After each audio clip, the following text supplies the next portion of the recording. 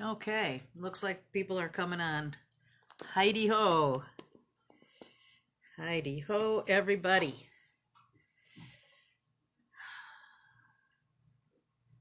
All right.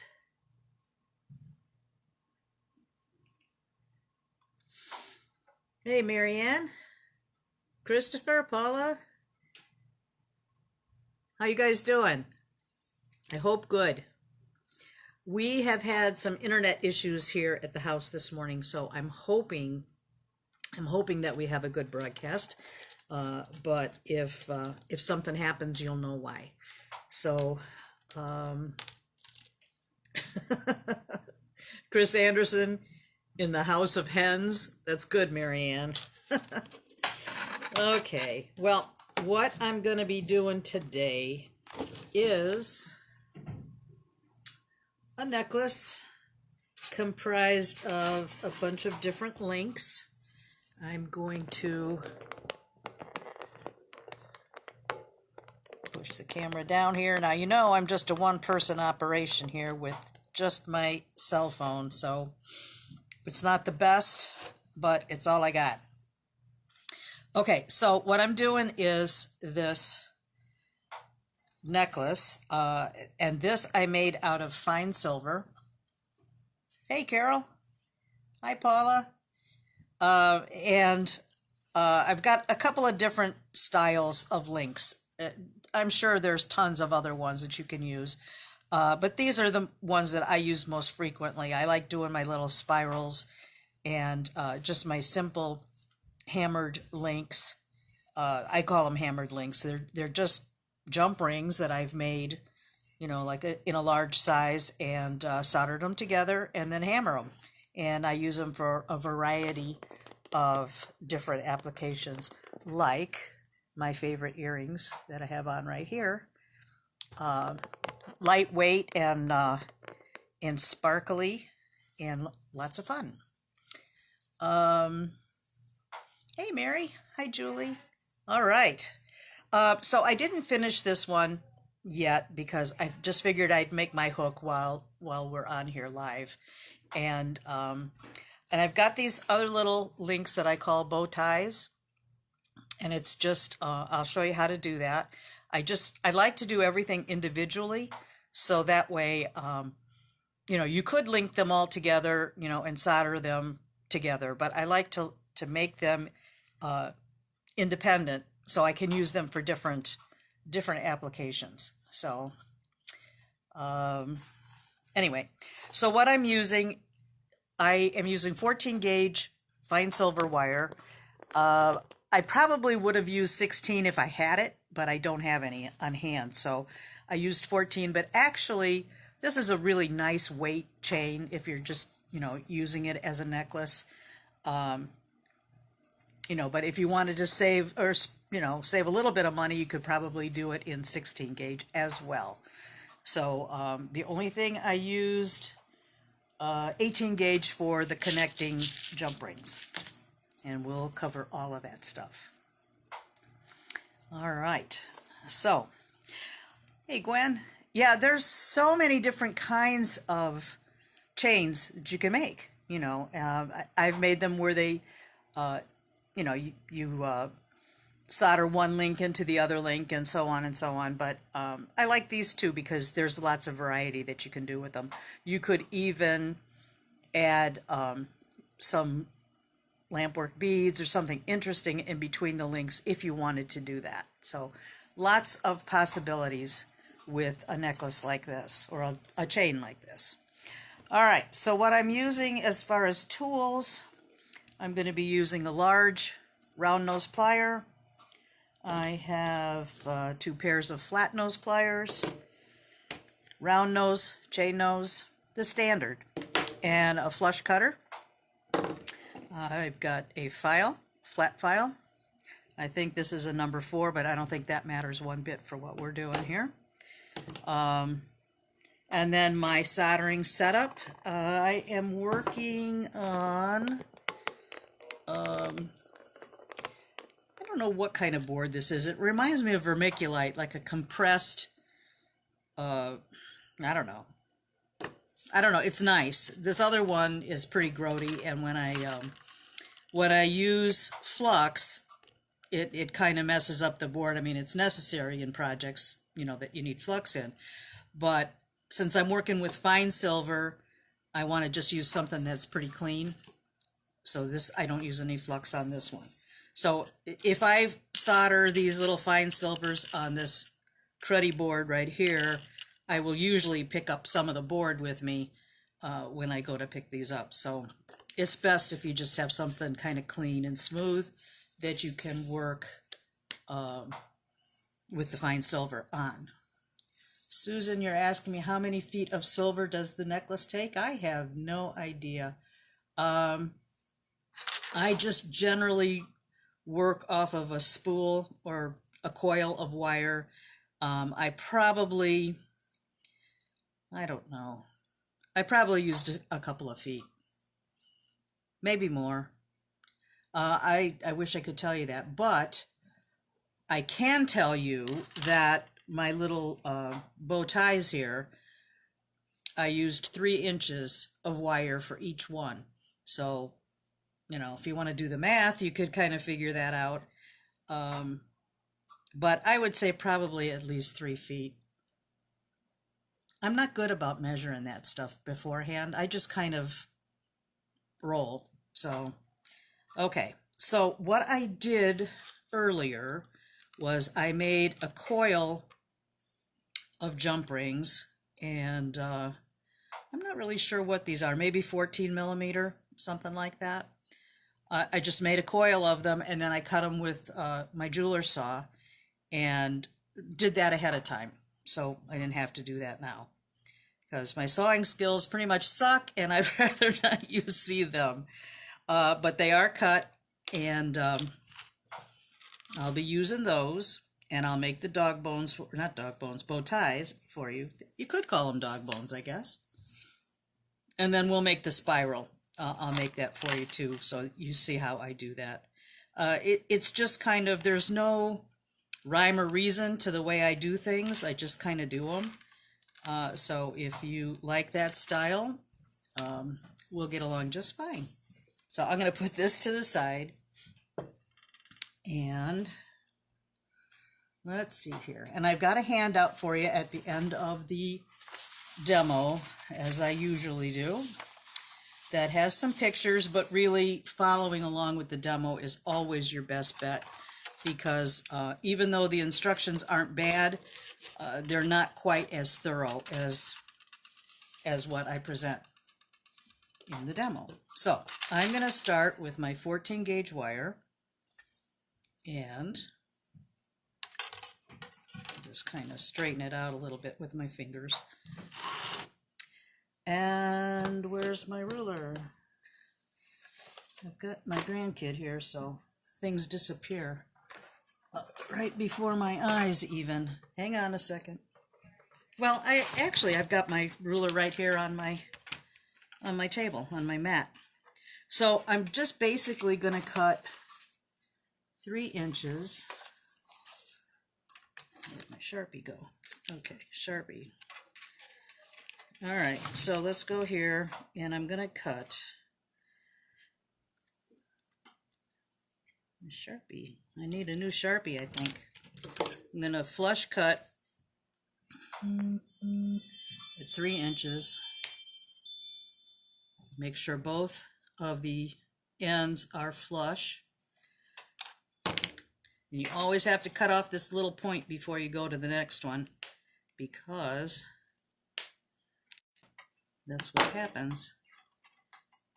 All right, so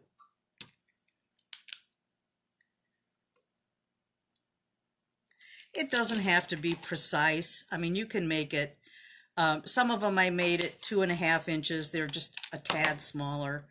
But this is really something you can decide how long you want the links to be. I don't have anything that's ever 100% consistent, but I kind of think that that's one of the nice things about making handmade things, is they shouldn't look like they came out of a factory. So I'll cut those links right there. I mean, those pieces. And I just give them, because they still have a little bit of, I don't know, they're not completely flat. Put my eyes on here. Sometimes there's a little roughness on the ends, so I'll just kind of run my wire. I kind of try to keep it hold it straight up and just give it a little bit of a file.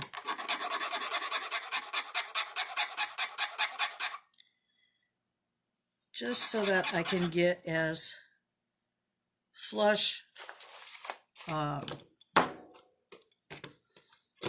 or as tight a closure on here. I also have a pair of half round pliers that I use sometimes when I'm trying to work with round shapes. So when you're soldering something like this closed, it doesn't have to be like a circle like this to close it. Sometimes if you form it into like a D shape, sort of a D shape, you can get those two ends of the wires to butt up against each other and close tightly. And sometimes if you overextend the wire like so and pull back, it usually will snap into place pretty evenly. If you don't have the ends of your wire cut flat, your wire is not going to close, or it's not going to solder or join when you apply the heat. What will happen is it usually kind of separates. If you ever had that happen, you'll know what I'm talking about. The wire doesn't do what it's supposed to do. It kind of separates and doesn't join. All right, so you want it to be as smooth and closed as possible. I'll do a couple of those.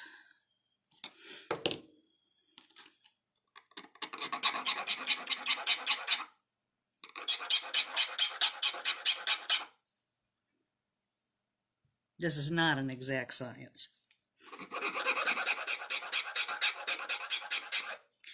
You're always going to get your flushes cut if you use the jeweler saw. But for this, this works for me like this. But you can do it however is comfortable for you. So it doesn't matter what it looks like before you solder it, because we'll form it afterwards.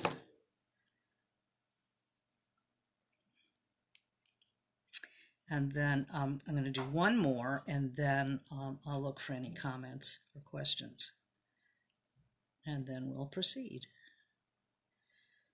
I tend to get a little bit ahead of myself sometimes, or a little bit flustered sometimes, and I kind of maybe forget to say something that might be important, but if I've done that, just give me a holler and I'll try to cover whatever I forgot to mention. I'll line these up here.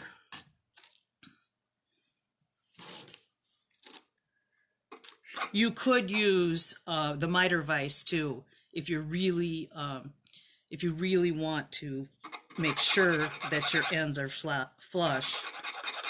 The miter vise is a good tool, but sometimes I just get a little bit impulsive and do stuff like this.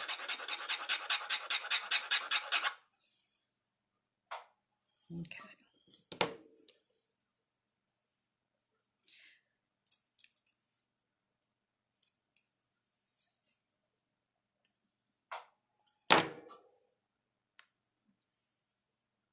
And I chose the fine silver wire over sterling because there's less steps in it, and this is a whole lot easier for a demo. But you can certainly use sterling silver if you want, or argentium. I'm just not that well versed in argentium. Okay. All right, so let's see there. Oh, we got a whole bunch more people. Hello, you guys. All right. All right, no questions, just hellos. Hello, everybody. All right, so I'm gonna solder these pieces here.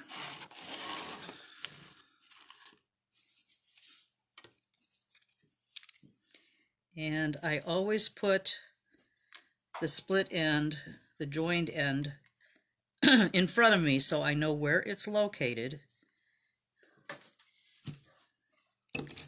And I don't really need a solder pick, but I like to have something around in case I need to move things around a bit.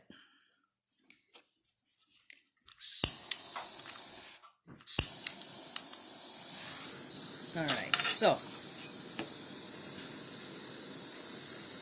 I'm just going to warm up my wire, and I'm just using a butane torch, and I like to use something lightweight like this with a smaller flame for the fine silver because I tend to annihilate stuff with a greater heat, so this works just fine for the fine silver. So I'm just warming up all of the wire.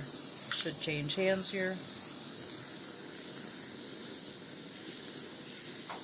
And the wire kind of changes, kind of a whitish looking at first, and then it starts to get kind of silvery, almost liquidy. You don't want it to get liquid or you're going to just have a blob, and that kind of defeats the purpose. So I can see as the color changes a little bit, I'm going to zero in on my area that I want to join. Here we go. That looks good. And then, just to be sure, I'm going to drop it on the floor. Hang on a minute, because I've got hot metal on my floor, and I don't know where it went. I guess I should look for the burning. Hang on a minute.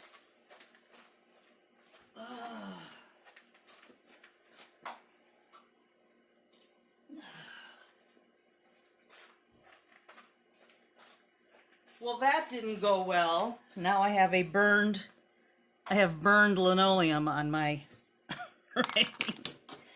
Ugh. This is the joy of live. That'll clean up though.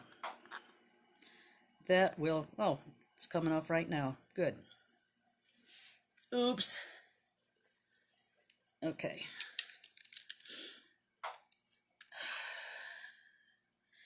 And I guess it's good for you guys to see this stuff because stuff happens that you don't count on sometimes, even in the best of situations. I'm going to just turn that over because I can see it didn't join all the way through.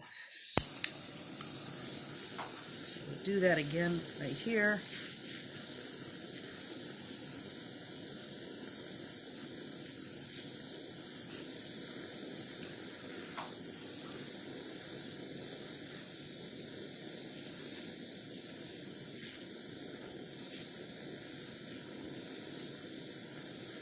There we go.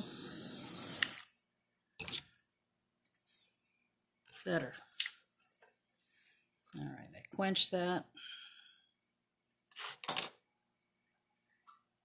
All right. It's a little chewed up. We'll go on to the next one. See how that, hopefully that one will come out better. All right.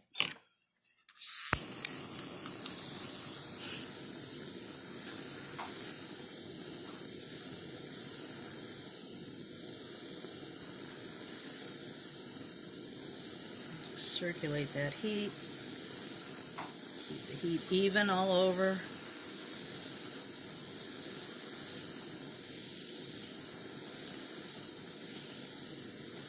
Okay, now we go in for the kill right there. I'll try flipping this over without dropping it this time. You don't always have to do this part, but I like to just make sure that it's totally fused, because when you're banging on it later, if it's not, it's going to come apart, and this is fine.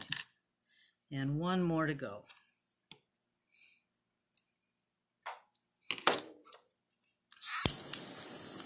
These are for the bow ties. But, you know, you could make it into a large circle if you wanted to and hammer that. It's really totally up to you.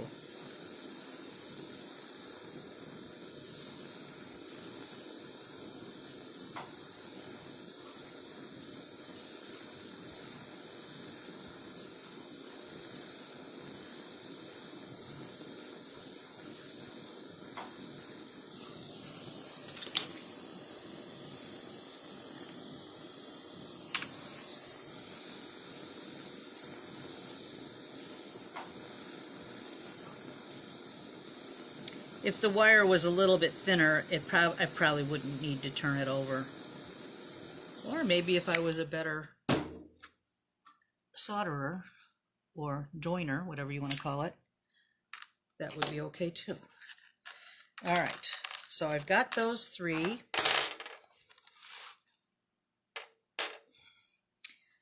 Well, I might as well, at this point, solder some of the rings that I have.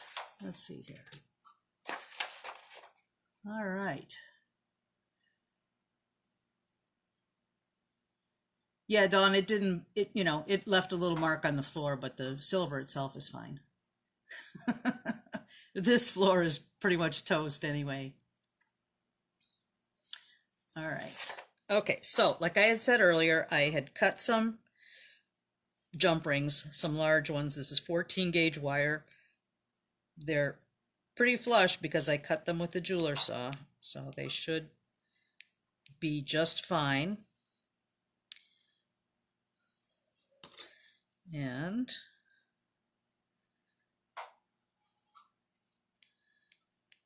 okay, so I'll just cut or solder a couple of these. I'll do 3 of these too.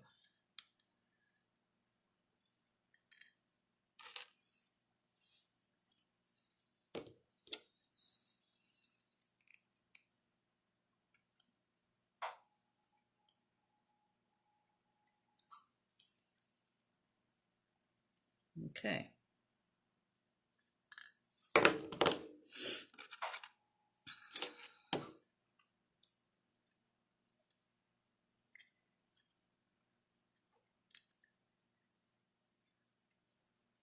Sometimes if you close them really well, you can't see where the split is very well. So that's why I always put that split right in front facing me. Okay. So warm it up.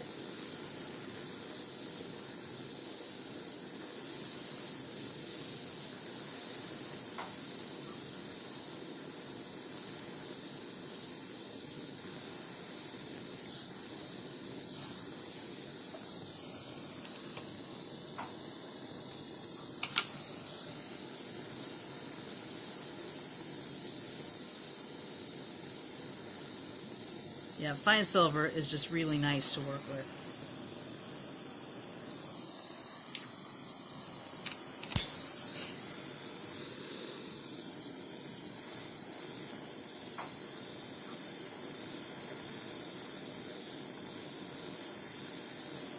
Sometimes, you know, I've kind of overcooked it, kind of fried it a little bit, and you can use one of those silicone abrasive wheels, and a lot of times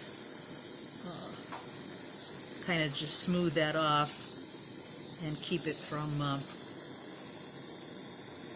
well, just make it look smoother again. Here we go.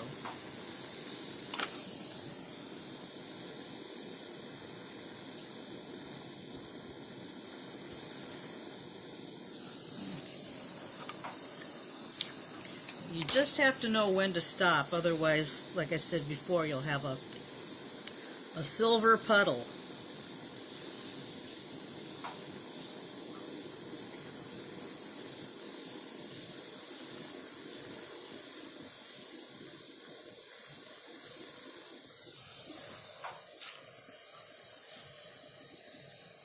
That's fine. That doesn't need it on the back. Okay, so get this hot stuff out of my way.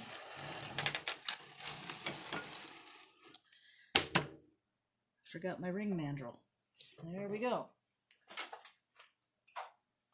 There we are. Okay. Okay.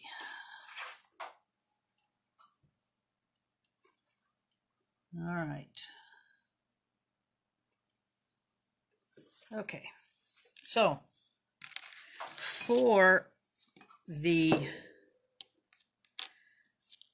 bow ties, I'm going to use a pair of long round nose pliers. You could use baling pliers if you had anything that will stretch open wide like this. I'm just going to put those in there and just pull that link a little bit. You could even, if you wanted to just have long links like this, hammer this out and you'd have another link variety. This is bothering me because I kind of did fry it a little bit, but I can clean that up later on. All right, so we'll stretch these out. Whoop, I slipped, but I'm good. My wire didn't break, my pliers just came apart. Okay.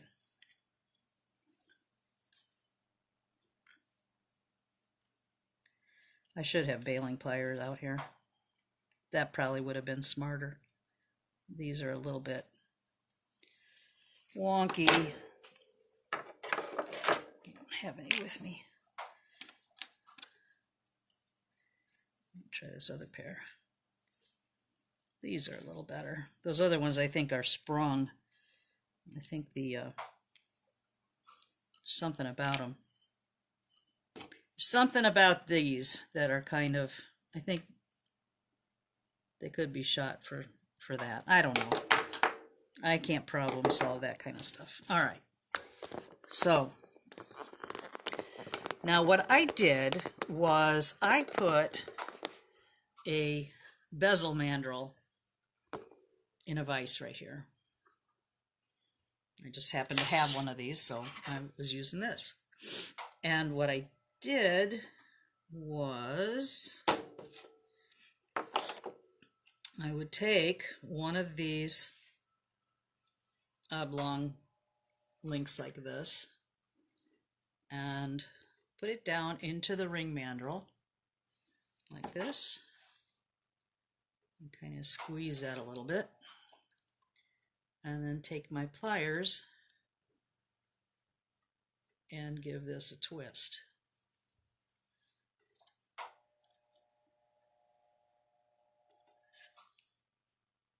And then put the other loop in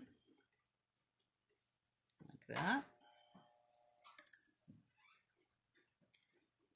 and give that a twist. Now I wouldn't twist it any more than twice, because if you keep twisting you're going to break the wire. It's gonna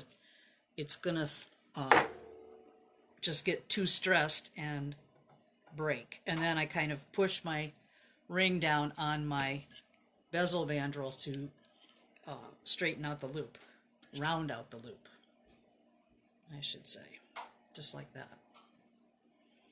Easy enough. I was thinking, I didn't have time to try it, but I was thinking, I wonder how it would work if you took some skinny wire, some thin wire, like I don't know, 22 gauge or something, and wrap that around the center and then solder that on. I thought that might be an interesting look, but I'll have to play with that later on. All right, so let's do another one. I mean, this isn't any sophisticated method. This is just something I came up with here, so you can kind of squeeze that together a little bit and just give it a turn that. And then round out your loops by just pushing that down. Easy peasy. I'll do another one because I had done 3. I had soldered 3. Just kind of squeeze that in a little bit.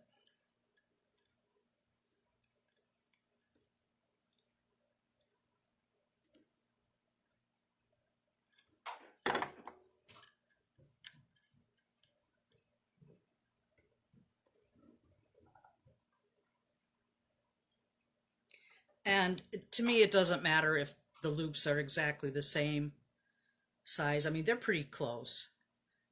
They're pretty close to the same size. All right. All right, so then the next step that I would do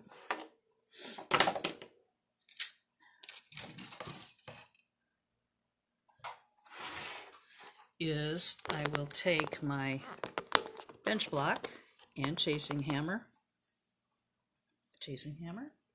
Here it is.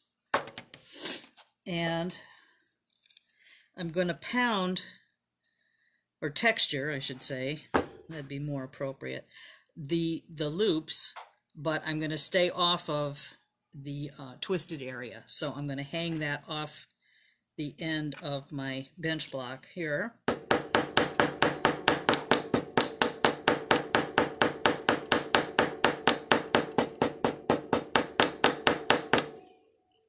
And you can get as involved in it as you want. I'm just kind of streamlining everything because it's a demo.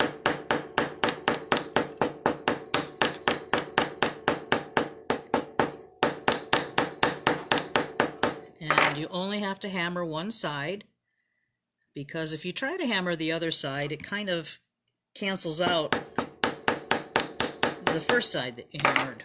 At least that's how it's been in my experience.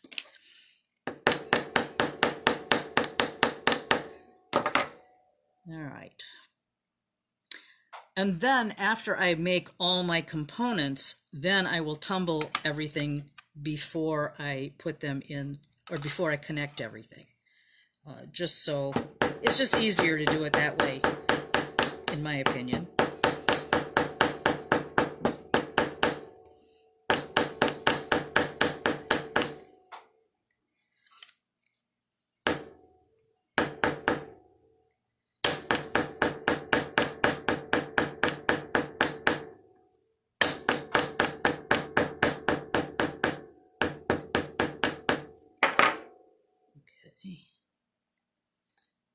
So that's 2.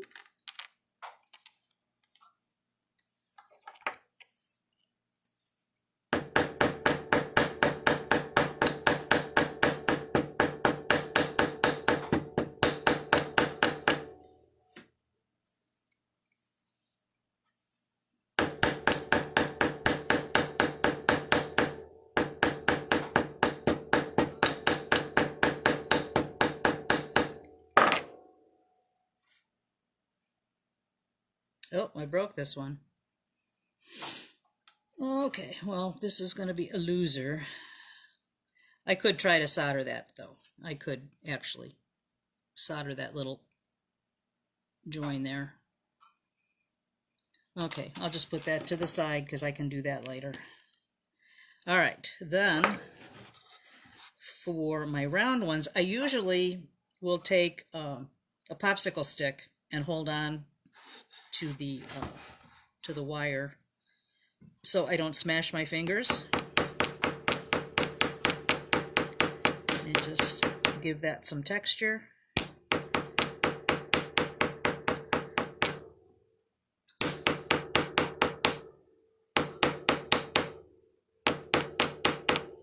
And if they get a little bit wonky, you can always put them, not in this one because that's too small. I can put it in the bezel mandrel and straighten that ring out a little bit. All right.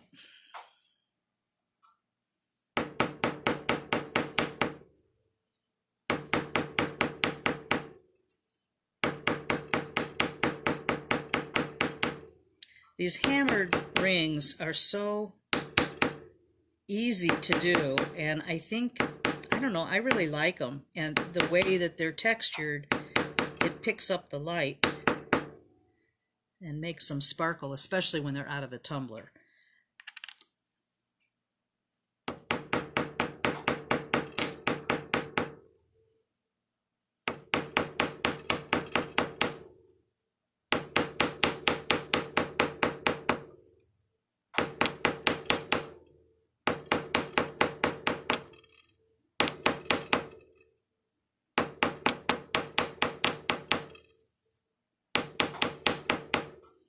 Okay, so I have these, and that didn't take very long at all. Max, you can come over here if you want. My grandson's here. He's being very quiet.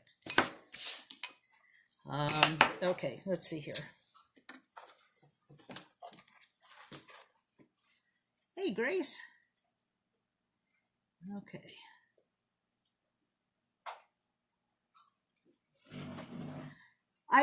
Grace, I don't know. I mean, you could probably do it a bunch of different ways. Sometimes when I find one way that works, I just kind of leave it at that and don't do any more experimenting. But sure, I don't see why you couldn't do that. And it's true, Deborah. Everybody seems to have their own way of doing things, and this is just how I come up with some of this stuff. But there's no rule that it has to be a certain way. Okay, now let's see. Oh, all right. So then the next thing, we'll do a spiral, and then I'll do a clasp, and then I'll just join a few of these together, just so you can see the process. But I'm not going to do the entire necklace. That would take a long time, and honestly, I don't need another one because I just made that one. So, okay, spiral. Where's my wire? Here we go. All right.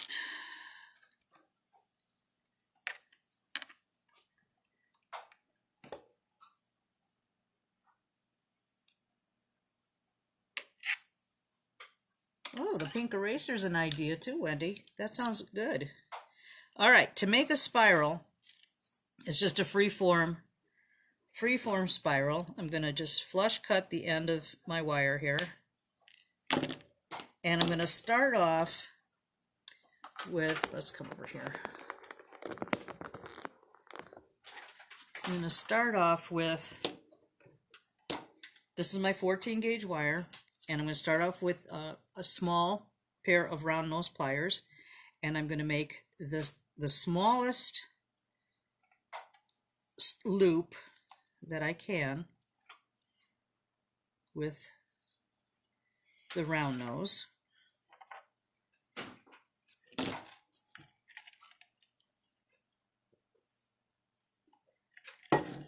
Okay, so I've got a small loop right here, and I'm going to leave one of the tines of my plier in the loop for just a minute or two, and kind of roll this wire, and I don't want it tight together. It's just kind of a loose coil till I have about that much, and then I'll remove the round nose pliers and grab onto this with flat nose pliers. So I'm grabbing onto the spiral, the small spiral that's formed, and I'm going to keep my other hand here feeding or supporting the wire as I turn, keeping my coil, some distance. You could make it closer together if you wanted. I just kind of like the look of the open spiral like this. And you can make it as small or as large as you want. It's just totally up to you. And I guess how much silver you want to use up. So that's big enough to me. All right, so I'm going to cut my wire. I have no measurement. I just kind of eyeball stuff. Flush cut that off to disconnect that wire. And then I'm going to cut at an angle. I'm going to cut this little part of the wire. I don't know if you can see that or not. I'm just going to cut that at an angle. So hopefully it will lay or rest on this wire a little bit nicer. And I'm just going to give it a little bit of a bend.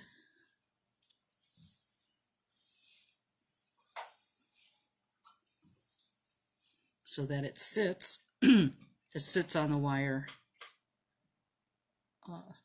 nicely. Okay.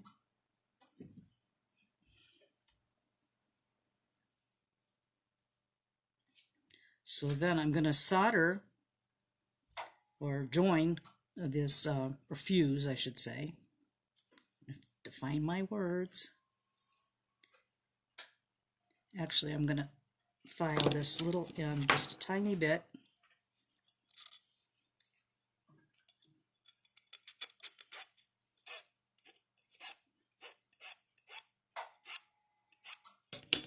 Okay.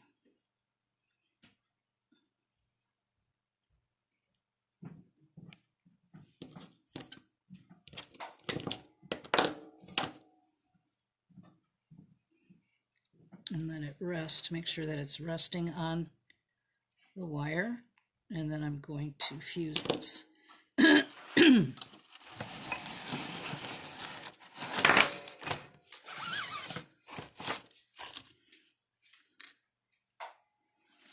Now this is a little bit tricky because actually I'm going to push this coil away a little bit in the center because of the heat. You could essentially melt some of this other stuff here. So I'm just going to push. I can reposition that after. Just push that out of the way a little bit.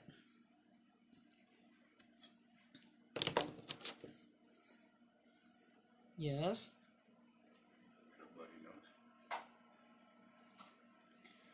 Okay. All right. I'll get my...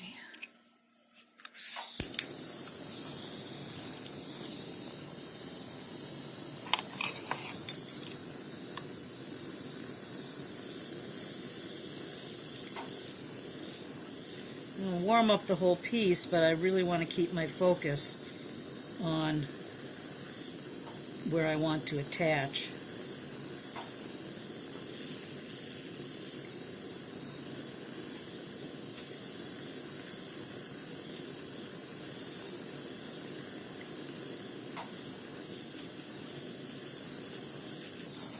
There we go. It's like magic. All right, quench this.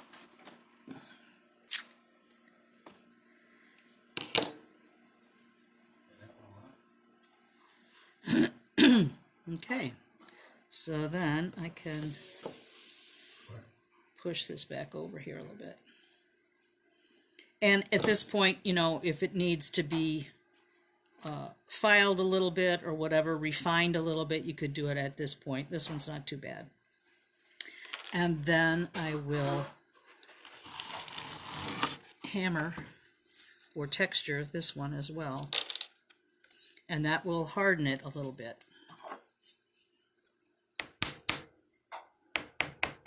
And I'm using the ball peen part of the chasing hammer.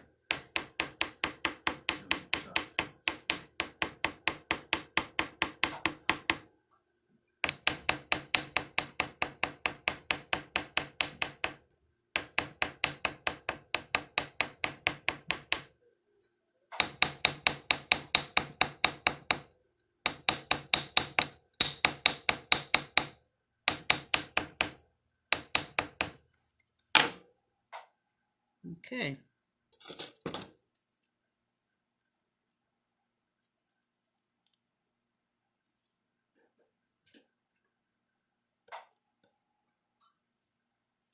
Okay. Easy peasy. All right. So then I would, like I said, after I have all my components made, then I will tumble them all. And then I would connect them. Shall I do one more coil maybe? I am using 14 gauge wire for the spirals. I think that's a nice weight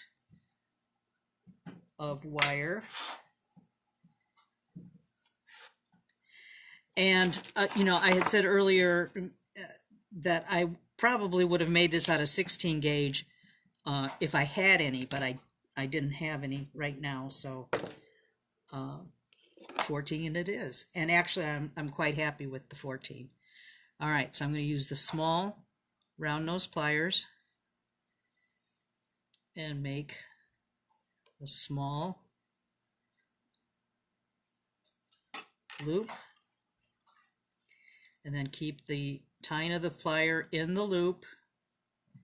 You don't want to press too hard so you don't gouge your wire, but it may gouge it a little bit. All right, so I'm just doing this to help initiate the spiral. It's just hard to do that with flat nose pliers from the get-go. So, all right, let's move that back a little bit.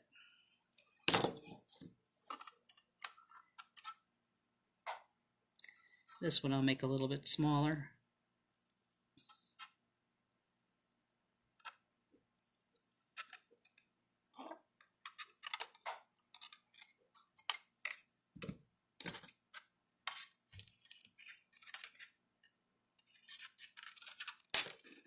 And save all your little bits of scrap of the pieces that you cut off. All those little pieces, those little tiny pieces like this. Keep them all, and you can make little balls with them.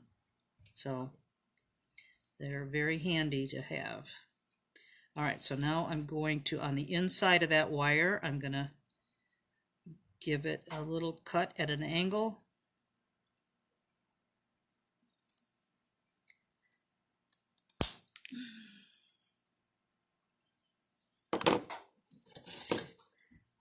File this just a bit.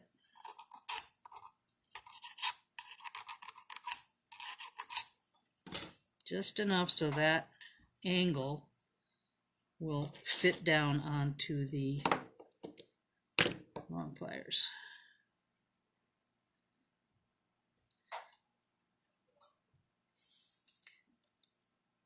I like making these. I think they're fun. And you can do other shapes too if you want, like curly Q S's and things like that. My kiln's done. I've got a bunch of glass in the kiln. I've just been on such a kick making glass, doing glass beads lately. And then I'll go for months without making any. It's crazy. But that's why I like to switch up all my techniques. It just keeps things fresh and interesting to me. Okay, so I've got this one ready to solder or fuse. I keep saying soldering, but fusing it.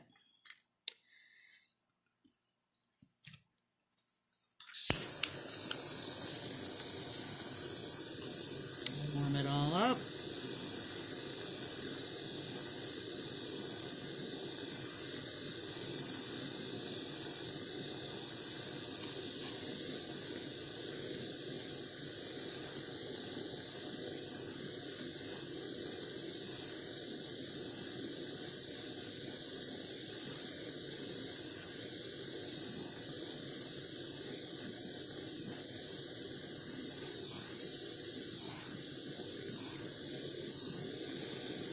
This one I'm frying a little bit. All right.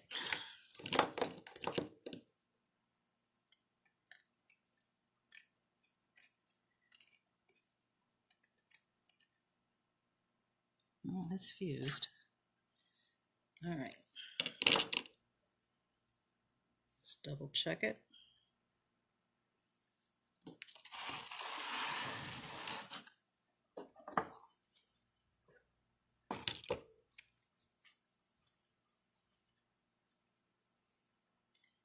And dry it off. Oh, thanks, Robin. Yeah, those Ukraine hearts really really did well. I've made over 100 of them, so I was able to donate quite a bit, and it felt good to do something like that.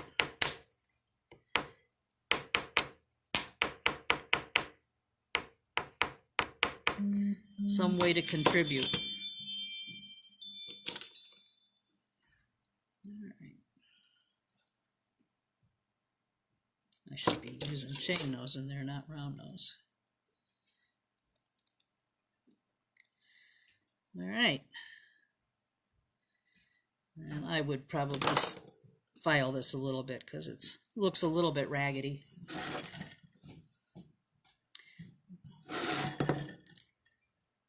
Or I could just use this.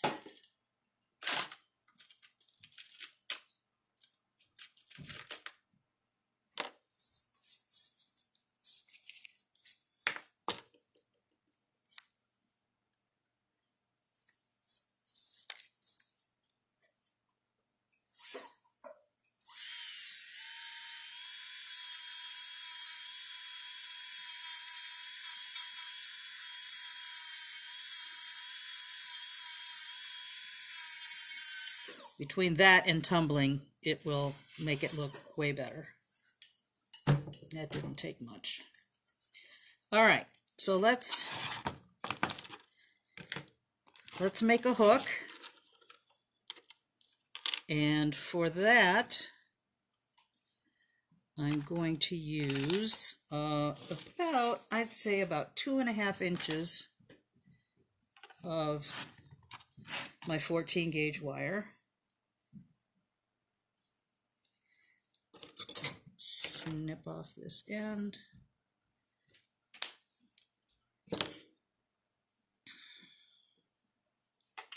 Actually, I think it's about 2 1/4 for the type of pliers, for the size pliers that you use. This is what I'm working with. Your sizes of your wire, or the length of your wire, oops, is going to be different depending on how wide your pliers are. If you, by that I mean, if you used these size pliers compared to these pliers, you can see that the tines of the pliers are much larger on here, so you're going to need more wire, hence less wire for that, but you're going to get a smaller clasp with this. I really like the look and the size of the clasps made with the long round nose pliers. That's just a personal choice. All right, and for this, I'm going to just flatten the tip of this wire just a little bit. You can get as fancy or refined with this, I don't know how else to say it, with this clasp as you want. You don't have to flatten it, but it's easier. I think it looks a little bit nicer, a nicer finished clasp. Here again, I'm going to use the, too many pliers here, the small round nose pliers, and I'm grabbing the tip of the wire just flush with the ends of the pliers here and roll it away from me to make a little loop. and kind of refer to it as a P, as a letter P. And then make sure that that's straight.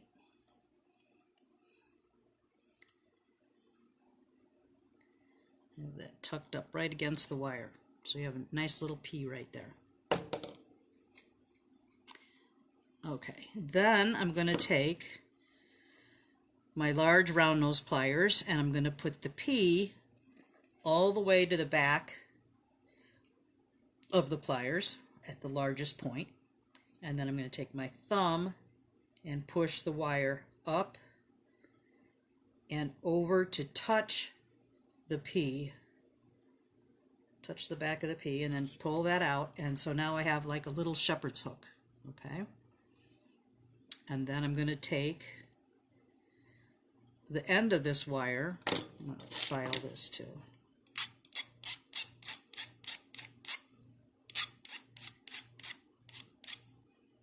Okay. So that's nice and flat.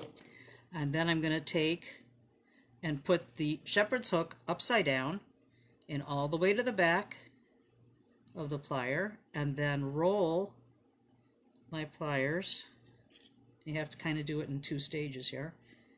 Roll my plier to touch the back of the wire. That might be a little larger than you want. I don't know. I think it's okay, but everybody has their own opinions. So you want to make sure that that's right up against the base of that. Easy peasy. Then, now I never solder these, but you could fuse them closed if you wanted to. Just taking care not to solder anything else close together with that. Okay, so then I'm going to take my ball peen part of the hammer and I'm just going to hammer right around this arc here of the clasp. And as I'm hitting it, I'm also kind of stretching it out a little bit. It's kind of hard to see that actually happening, but that's what I'm doing. I'm hitting it and I'm kind of pushing it.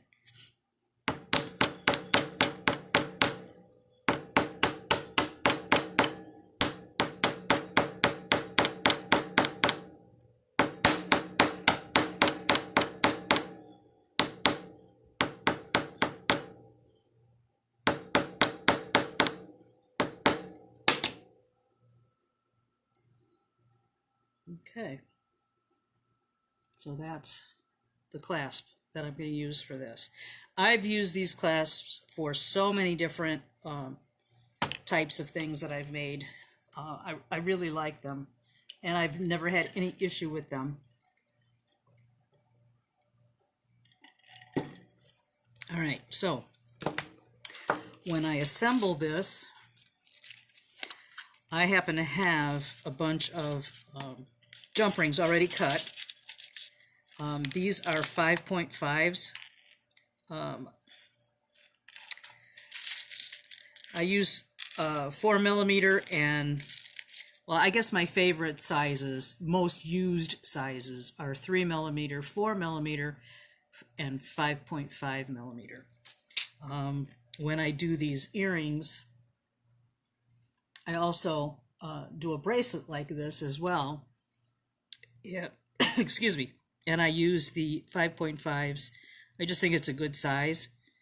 But I'm sure you could use any size that you like. That it just gives it enough space between the two, but you could have them have a little more distance if you wanted to.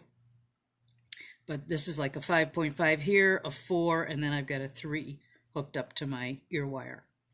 So, but when I do my bracelets, and I've done a demo on this, making this bracelet, but that's all it is, are these links all connected with the 5.5. The jump ring gauge is 18 gauge, 5.5. So for that, I'm going to use to connect everything, I'm going to use, like I said, I'm only doing a portion just so you get the gist of how to construct the necklace. And then I will attach, well, I was going to attach this, but I'd really like to tumble it first, the hook. But that's all I would do to, well, we'll get there. We'll get there. Let's see, this is what I say, I get ahead of myself. All right, so I'm just going to open up a few of the jump rings.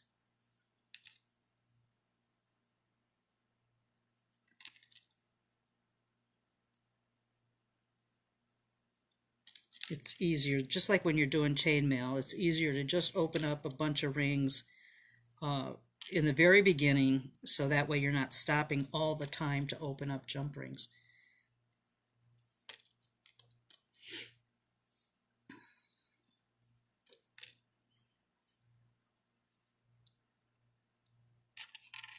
All right, so I will take my centerpiece here. This will be my centerpiece. And I will take a bow tie.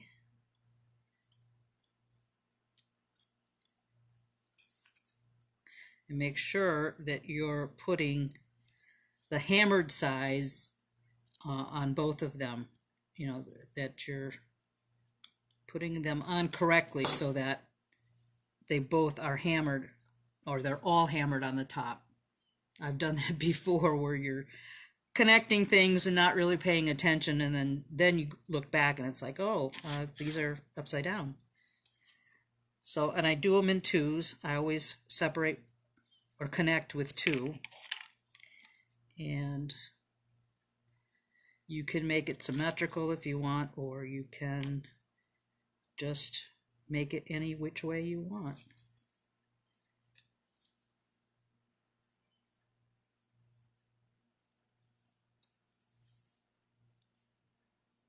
But they would have been tumbled if I was actually going to put this all together now.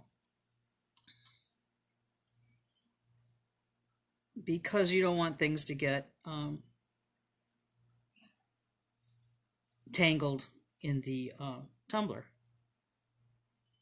And I would tumble them. This one I didn't do good.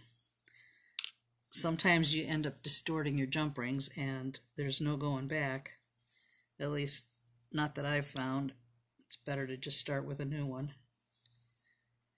But I would tumble them at least an hour, maybe longer if you've got time.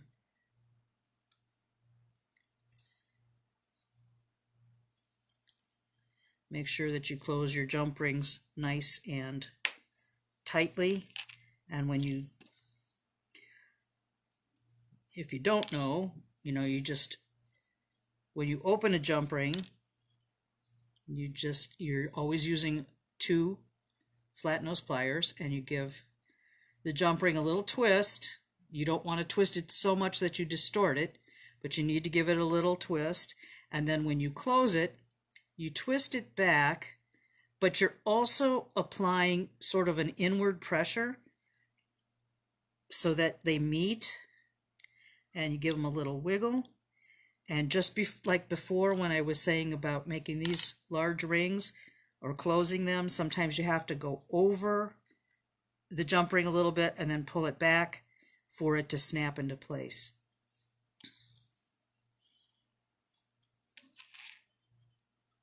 Let's see here.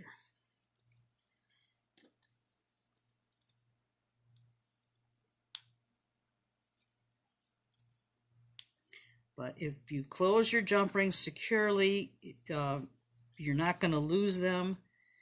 They're not going to come apart on you.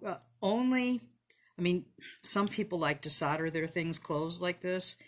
I don't find the need to, but if it received a tremendous amount of torque or pull, if somebody grabbed it and really yanked at it, you might loosen up some of those jump rings, but normally that should not be an issue. All right. So you would just continue building the necklace, or this could even be a bracelet if you wanted to make a smaller one. Be a lot quicker, but it would be a pretty bracelet as well. And then when it comes to the end, well, I'll go ahead and attach these, but I'm going to take these all apart later, you know, because I want to tumble them. But I could actually make some earrings to go with my necklace with some of these components. And a bracelet if I wanted to, I guess.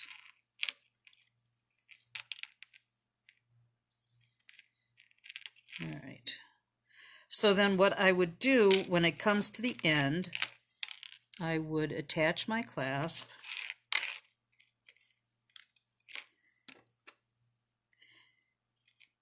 Like so.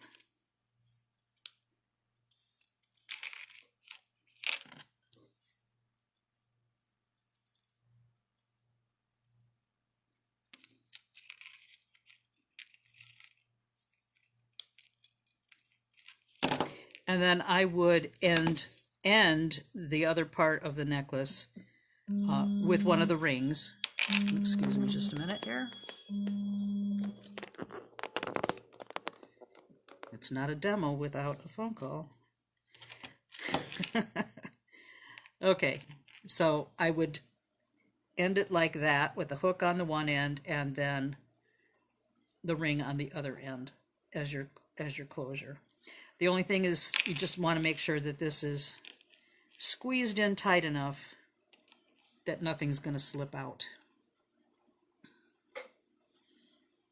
Like that. Or you could make a toggle end if you wanted to. Whatever you're more comfortable with. This is easy. Of course, a toggle's not easy, not difficult either, but this is a little easier. So you know, just keep on building just like that. Maybe that's what this is going to be, is a bracelet to go with my necklace. And then use a couple of little bow ties and make some earrings. But that's pretty much it. You guys have any questions on anything?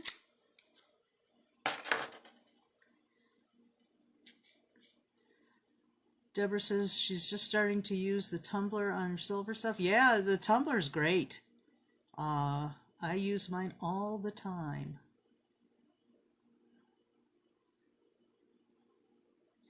Dawn, you're saying Jose Andreas?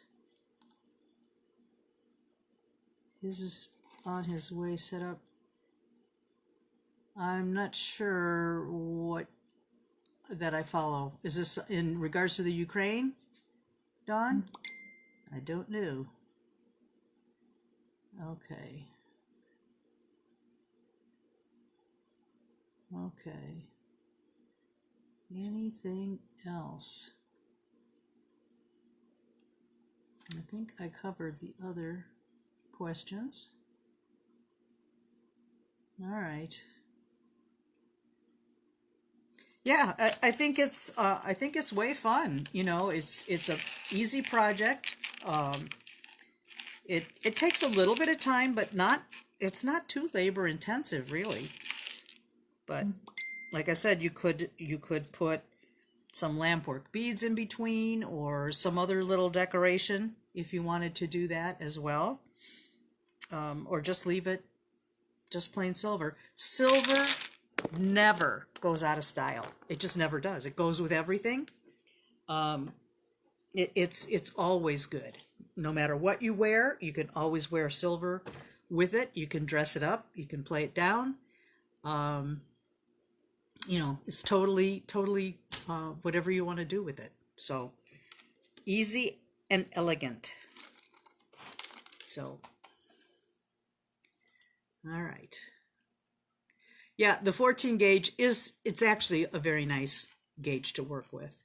Sometimes when I do demos and I don't really need the project or not sure how I would sell it. I mean, I don't know what I would charge for something like this because there's quite a lot of silver in it.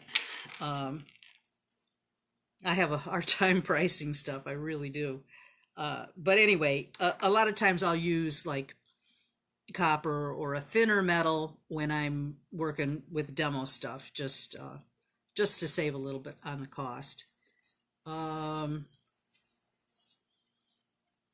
yeah, I mean everything's just really ridiculously high right now. So I mean silver's not is certainly not as high as it's been. I mean I don't know, a few years ago it was like $38 or something like that an ounce. Of course, I didn't buy much then, but I could use some silver right now, and I'm kind of holding off, but maybe there's no point to that. Maybe it's going to stay high for a little while, so I don't know. We shall see. You should always buy a lot when it's low, if you can use it, you know. I mean, it's never going to go to waste, you know. Yeah, I'm going to have to break down because I really want some 16 gauge. I do most of my chainmail in 18 gauge, but I'm kind of liking doing it with 16 gauge now. So I just think it's a little bit more substantial. It has a nicer weight to it, especially depending on the weave. I think the 16 gauge is kind of nice. I'm not really sure what I'm going to do next week yet. I was kind of thinking about for people that don't solder, because I have quite a few in the group that don't do that, but they like some of the other demos that I present. I was thinking about maybe doing some cabs like with glue-on bales. I don't know, that sounds horrible to a metalsmith, but there are other ways of attaching bales to cabs, and I'm just kind of toying with that because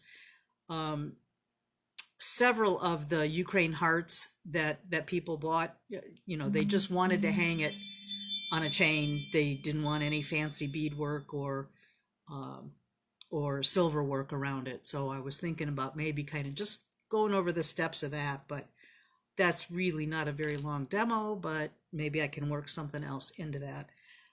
But it might be a good time since people have bought so many cabs lately.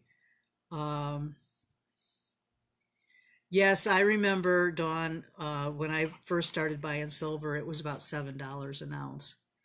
And, you know, I thought that was expensive then, but, you know, times have changed and prices have gone up. So, yeah, it did go down to about 12 a few years ago. So that was good, and I stocked up on a lot at that point.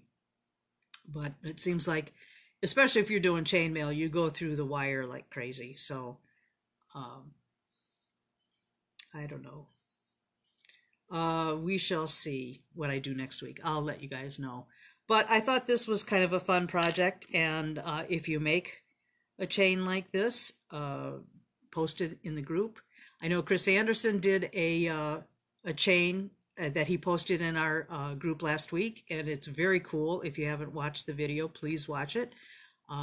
It's totally different than what I did today, and that's okay because you know, not everything should be the same. And there's, you know, I don't know, there's that saying, there's 10 different ways to skin a cat. I know that sounds horrible, but you know, there's always different ways to do things. And you know, I'd like to see what you guys come up with.